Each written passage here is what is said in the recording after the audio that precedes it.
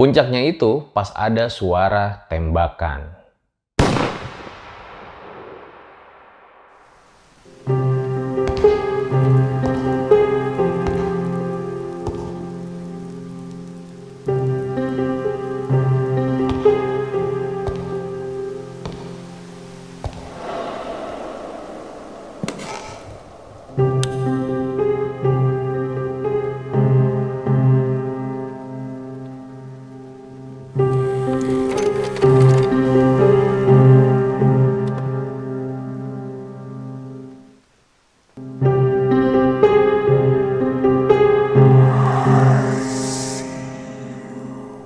Minggu Misteri itu nggak selamanya kita bahas mengenai hal-hal horor. Kayak udah gue sering bilang dari awal episode.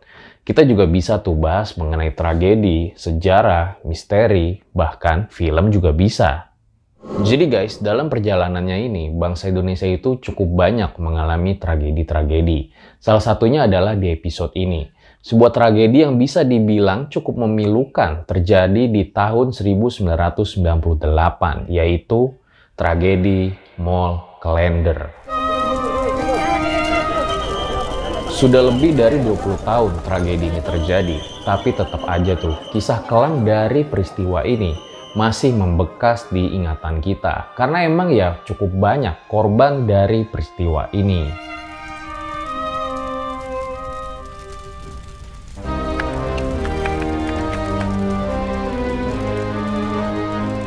Mall Klender atau Plaza Yogya ini merupakan salah satu tempat yang paling parah terkena amukan massa di tahun 1998.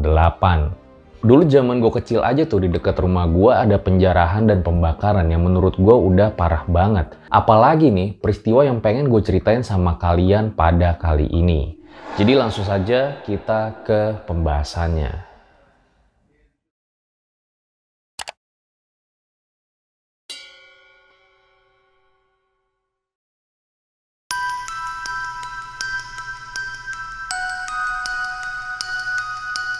Bulan Mei tahun 1998, Indonesia tuh terasa begitu mencekam karena emang gelombang demonstrasi dan unjuk rasa ini terjadi di mana-mana dan bahkan nggak jarang juga berujung menjadi kerusuhan. Salah satunya yang terjadi di ibu kota Jakarta. Peristiwa kala itu dipicu oleh aksi demonstrasi masyarakat untuk melengsarkan Presiden Soeharto. Berbagai elemen masyarakat tuh seakan-akan bersatu buat turun ke jalan. Mulai dari mahasiswa, buruh, hingga elemen-elemen lain. Tapi nggak jarang juga nih, para provokator seakan-akan memanfaatkan kejadian ini. Seperti yang terjadi di Mall Klender, saat itu merupakan salah satu tempat yang terparah menjadi amukan massa. Namun ada yang bilang juga, terbakarnya mall di Jakarta Timur ini menyimpan sebuah fakta yang terselubung di dalamnya. Seperti pengakuan dari Ibu Atin dan Pak Suyono berikut ini. Ibu Atin merupakan seorang pedagang makanan yang berlokasi tepat di samping mall tersebut. Sementara Pak Suyono seorang saksi sejarah yang mengingat betul peristiwa ini. Hari itu sekitar jam 1 siang, keadaan Jakarta memang lagi sangat genting-gentingnya. Ada beberapa orang di jalan tuh mengajak untuk menjarah Plaza Yogya atau Mall Klender. Sebelum melakukan aksi, ternyata udah banyak orang yang berkumpul di depan Plaza Yogya ini.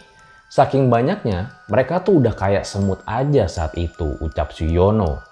Dan mereka-mereka ini siap-siap untuk ngejarah.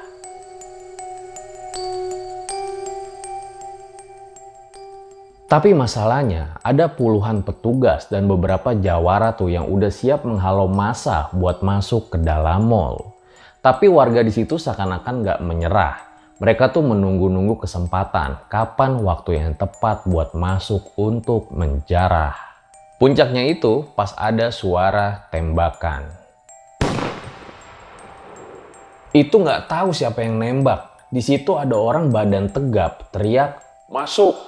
Ayo kita jarah." Warga pun akhirnya pada panik tuh dan berhamburan untuk maksa masuk ke dalam. Pagar betis yang akhirnya jebol karena massa udah nggak kebendung lagi. Mulai dari ibu-ibu, bapak-bapak, laki-laki, dan cewek juga ada. Aksi penjarahan berlangsung hingga 1 jam lebih. Kondisi mal yang gelap dan gak ada pencahayaan karena emang lagi gak buka saat itu, sempat menyulitkan warga yang ada di dalam mal untuk menjarah dari lantai pertama hingga lantai ke-6. Lain lagi menurut Ibu Atin, sekitar jam 3 siang, peristiwa ini bukan hanya sekedar menjadi penjarahan biasa aja, tapi ada sekelompok pria nih yang merupakan oknum-oknum provokator tidak bertanggung jawab. Kelompok tersebut berpenampilan dengan rambut yang cepak dan juga badannya yang tegap. Nah, mereka ini katanya melempar ban yang udah dibakar itu ke dalam mal. Dan mereka juga menimpuki kaca mal tuh dengan batu hingga hancur berantakan. Nah, kayaknya sih mereka ini emang sengaja tuh nunggu mal dalam kondisi penuh dulu, baru ngelempar ban-ban yang udah pada dibakar. Nah, katanya sih ada juga bom molotov. Karena hal inilah terjadi kebakaran yang besar di sana. Kobaran api dan asap hitam pun membumbung dari sana. Karena banyaknya kepulan asap tebal dari lantai 1 membuat beberapa orang yang berada di dalam jatuh pingsan karena sesak nafas. Memang karena nggak adanya akses keluar saat itu mengakibatkan orang-orang ini menjadi terjebak tuh di dalam kebakaran di mal ini.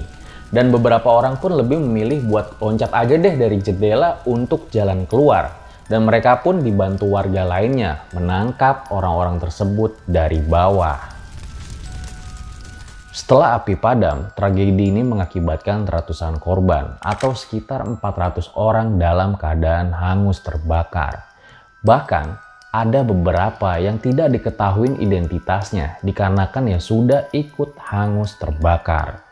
Suyono hanya bisa sedih mengingat tragedi itu dan dia sekarang pun hanya bisa mengucap syukur aja kepada Tuhan dikarenakan dia salah satu yang selamat dari peristiwa itu.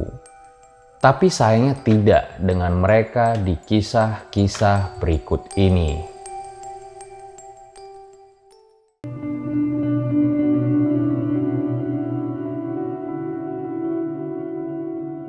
Mustafa adalah anak pertama dari Kusmiati. Saat itu ia berusia 14 tahun.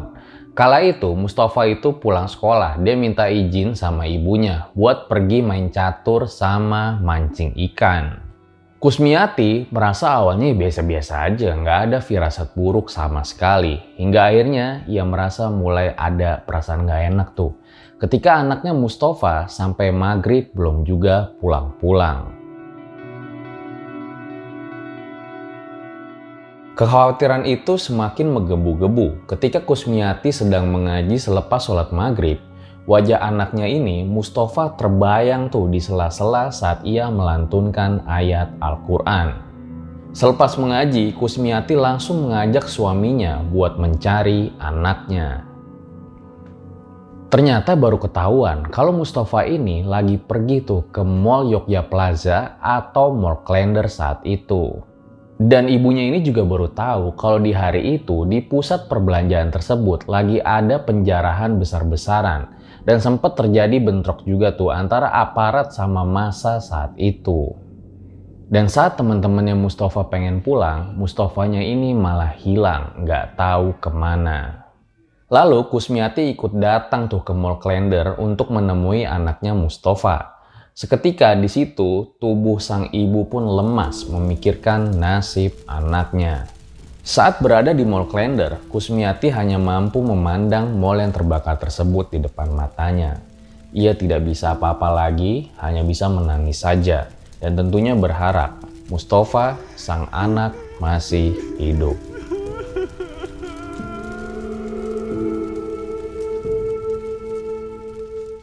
Kusmiati rela tuh nunggu sampai pagi, sekitar jam 3, ketika api udah mulai nggak besar, langsung lari tuh dia masuk ke dalam mall buat mencari anaknya.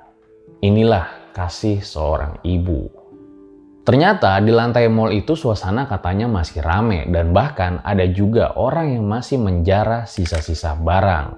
Tapi sialnya di situ, Kusmiati ini nggak menemukan anaknya dan dia menyerah hingga lalu kembali pulang ke rumah. Setelah itu, Kusmiati tuh mendengar di televisi ada berita yang bilang kalau ada ratusan korban yang melayang dari peristiwa Mall Klender itu. Dan dia juga mendapatkan bahwa ada beberapa korban nih yang langsung dilarikan tuh ke rumah sakit Cipto Mangunkusumo. Langsung lah tuh dia bergegas untuk mencari anaknya di rumah sakit tersebut. Dan dari jenazah-jenazah yang ada di rumah sakit itu, dia tidak menemukan anaknya di sana. Sempat ada perasaan lega ya, dan mungkin aja dia masih berharap kalau anaknya ini masih hidup. Namun akhirnya pada 16 Mei 1998, kesedihan Kusmiati ini semakin memuncak. Dia berhasil menemukan mayat dari anaknya Mustafa dalam keadaan yang cukup mengenaskan, di mana sebagian dari tubuhnya itu hangus terbakar. Kusmiati yakin mengenali dari jenazah itu adalah sang anak Mustafa, karena masih ada celana dan bajunya yang terpasang. Dan disitulah ia baru sadar kalau ia telah kehilangan anak sulungnya dari kejadian itu.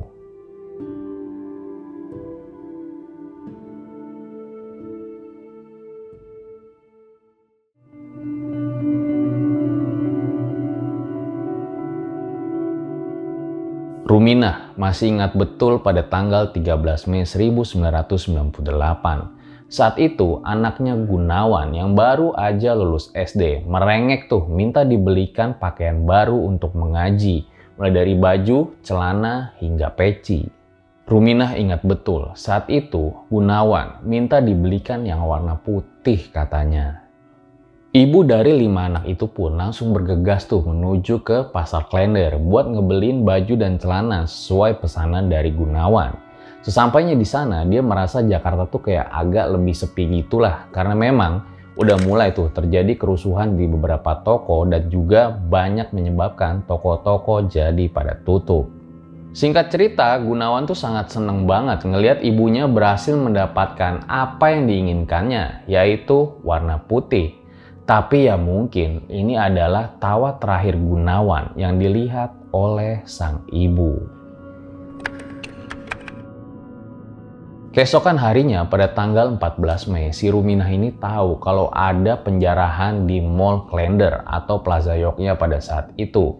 Dia tuh khawatir ya salon yang dia punya ini kena jarahan orang karena emang salonnya itu terletak di pusat perbelanjaan mall tersebut. Akhirnya bergegaslah tuh Ruminah buat menuju ke salonnya. Saat itu Gunawan ikut mau bantu saya beres-beres dan tutup salon. Padahal saya udah bilang jangan ikut, tapi dia tetap memaksa.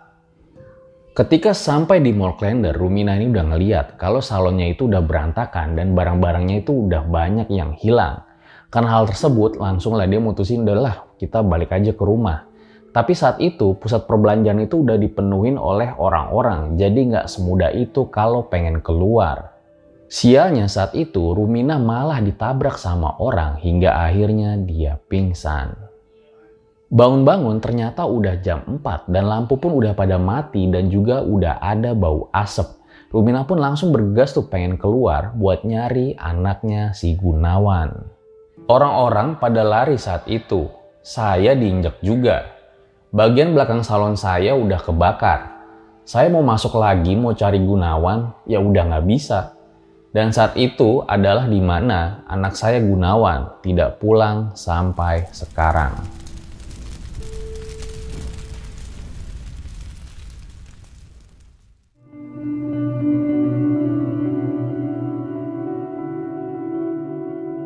Sebelum tragedi 98, ternyata Mall Klender ini merupakan salah satu mall yang sangat ramai tuh dikunjungin sama masyarakat.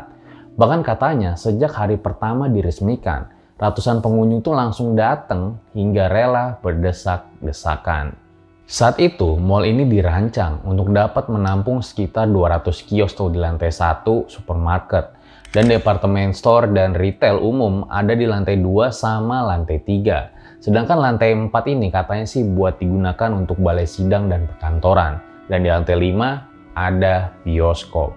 Jadi sekarang kalian udah punya bayangan kan tentang mall ini sebelum kejadian tragedi 98. Tapi ya balik lagi, siapa yang pernah menyangka kalau di mall ini akan terjadi sebuah tragedi yang cukup memilukan, yaitu tragedi Mall Klender 98. Dan tadi mungkin hanya sekelumit kecil aja tuh kisah-kisah yang ada dari mereka-mereka yang mempunyai kisah yang mendalam mengenai tragedi Moorklender tahun 1998 ini.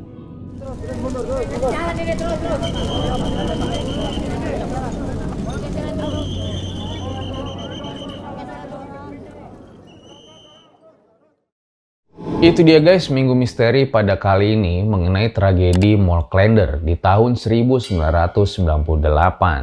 Ceritanya tuh bener-bener menyentuh hati banget ya, dan kita tuh bener-bener nggak bisa bayangin lah gimana kalau ada di posisi saat kejadian itu.